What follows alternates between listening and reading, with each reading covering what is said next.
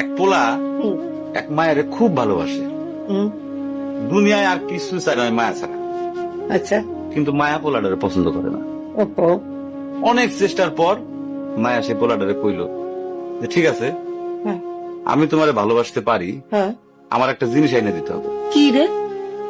পোলাটা তখন কইল যে তোমারে পাওয়ার লিগা আমি দুনিয়ার যে কোনো জায়গা থেকে যে কোনো জিনিস এনে দিতে পারি। হ্যাঁ হ্যাঁ, মায়েরা তখন কইল তুমি তোমার মায়ের কলিজাটা আমার আইনা দাও। কি কর কি কর কি কি মনে হয় না? কি গল্প শোনালি দিদু? পোলা তখন দৌড়াইতে দৌড়াইতে তার মায়ের কাছে গেল, হ্যাঁ মারে যা কইল হ্যাঁ মা আমি একটা মায়ের ভালোবাসছি, আমি তারে ছাড়া বাঁচুনি, হ্যাঁ, কিন্তু ওই মায়া আমার একটা জিনিস নিয়ে যাইতে কইছে, সেটা হলো তোমার কলিজা। তুমি যদি তোমার কলিজাটা আমার দাও, ওই মায়াটা কলিজাটা পাইলে আমার ভালোবাসবে।